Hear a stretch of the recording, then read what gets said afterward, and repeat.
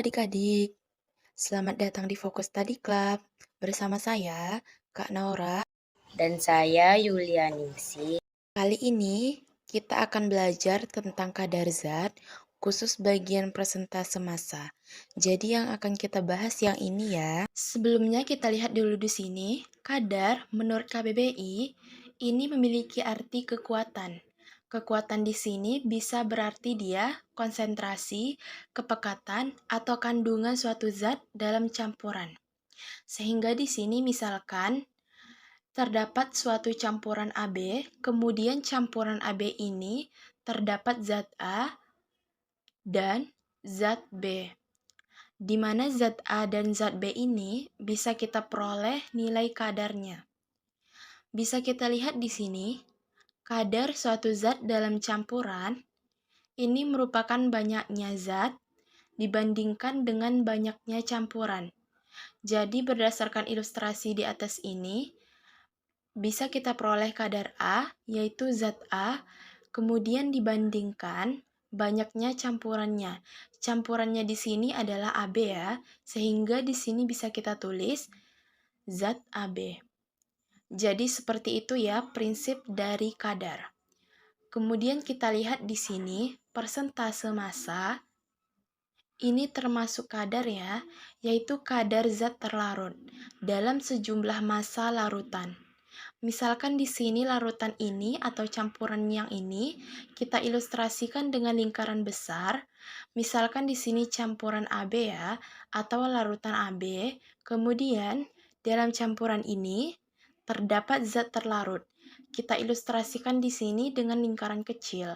Misalkan di sini zat terlarutnya A, maka di sini bisa kita peroleh kadar A sama dengan, karena ini ngomongin persentase massa, maka di sini kita tulis massa zat A, kemudian dalam sejumlah massa larutan atau massa campuran ya, sehingga di sini kita bagi massa larutannya atau campurannya di sini, lingkaran besar di sini adalah AB ya, sehingga di sini kita tulis massa zat AB. Kemudian persentase, ini artinya satu bagian zat dalam 100 bagian campuran. Sehingga di sini bisa kita tulis per, kita tambahkan di sini ya, per 100. Supaya di sini tidak mempengaruhi hasil dari kadar A, maka di atas di sini juga kita kalikan 100 ya, sehingga di sini bisa kita tulis massa zat A dibagi massa zat AB, kemudian per 100 ini kita tulis di sini persen ya. Seperti ini simbolnya. Persen di sini artinya per 100. Kemudian 100 yang di pembilang ini tetap ya. Sehingga di sini bisa kita peroleh rumus dari kadar zat A dalam bentuk persen massa sama dengan massa zat A tadi zat terlarut ya. Sehingga di sini bisa kita tulis zat terlarut dibagi massa zat AB. Zat AB ini merupakan lingkaran besar, di mana lingkaran besar ini merupakan massa larutan atau massa campuran ya. Bisa kita tulis di sini total massa campuran. Kemudian karena di sini bentuk persentase, maka di sini dikali 100%. Jadi seperti itu ya untuk kadar zat persentase massa.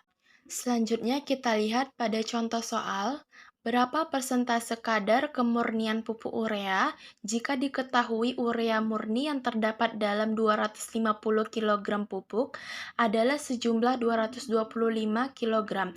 Kita lihat di sini langkah pertama yang diketahui, kemudian yang ditanya. Yang diketahui di sini terdapat pupuk urea dan terdapat urea murni.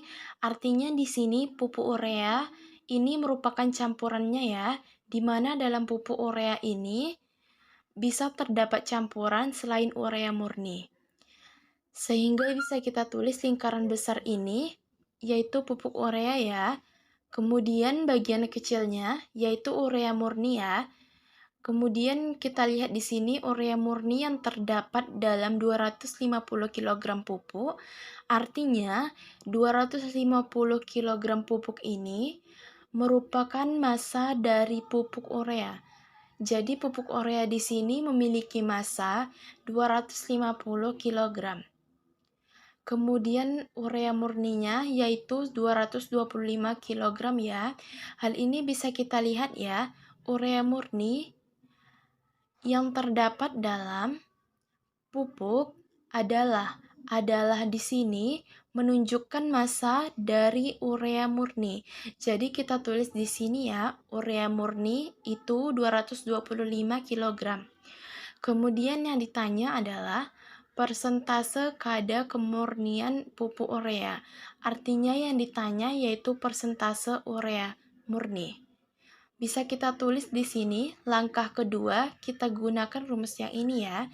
Bisa kita tulis di sini, persen urea murni sama dengan massa urea murni dibagi total campurannya di sini, yaitu pupuk ureanya ya. Kita tulis di sini, massa pupuk urea. Karena yang ditanya adalah persentase, maka kita kalikan 100%. Kemudian kita masukkan nilainya, massa urea murni 225 dibagi massa pupuk ureanya 250, kemudian masing-masing tadi satuannya kilogram ya. Kemudian kita kalikan 100%. Sama dengan 1 kilogram ini bisa kita bagi ya. Kita coret, kemudian 225 kita bagi 250, masing-masing kita bagi 25 ya. Sehingga 225 bagi 25 diperoleh 9. Kemudian 250 dibagi 25 itu diperoleh 10.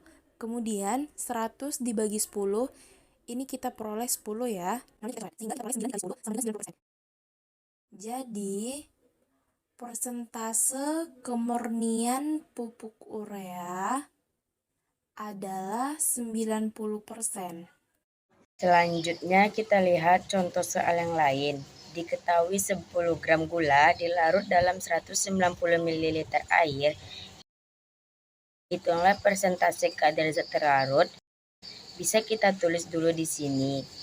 Yang diketahui bisa kita lihat di sini. Yang diketahui gula dilarut dalam 190 ml air, artinya di situ yang merupakan campuran atau larutannya, atau kita ilustrasikan dengan lingkaran besar ini.